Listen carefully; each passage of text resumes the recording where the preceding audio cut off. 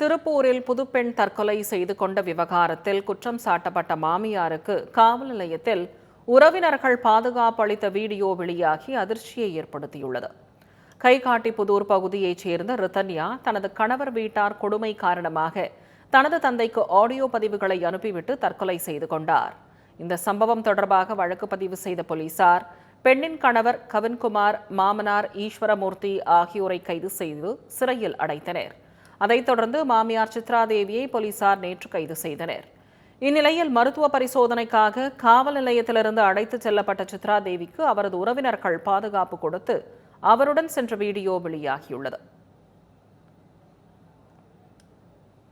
திருப்பூர் மாவட்டம் அவிநாசியில் வரதட்சணை கொடுமையால் இளம்பெண் ரிதன்யா தற்கொலை செய்து கொண்ட விவகாரத்தில் நீதி கிடைக்க தமிழக அரசு தாமதிக்காமல் நடவடிக்கை எடுக்க வேண்டும் என பெற்றோர் கோரிக்கை விடுத்துள்ளனர். இதுகுறித்து அவர்கள் அளித்த பேட்டியை தற்போது பார்க்கலாம். இன்னும் என்னுடைய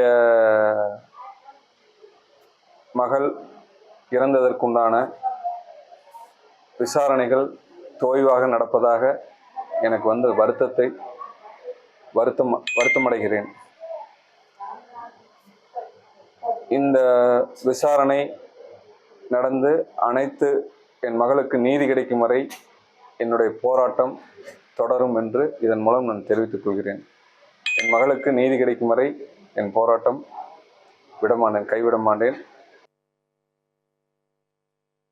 இவ்வளோ நாள் போராட்டத்துக்கு அப்புறம் என் பொண்ணுக்கு உண்டான ஒரு நியாயம் கிடைச்ச மாதிரி ஒரு இது இருக்குது.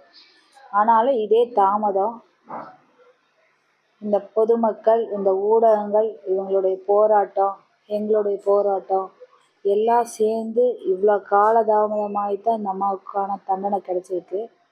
அது உச்சகட்ட தண்டனையாக இருக்கணும். இது சாதாரண உள்ளே போயிருக்காங்க, ஆனால் உச்சகட்ட தண்டனையாக அவங்களுக்கு கிடைக்கணும்.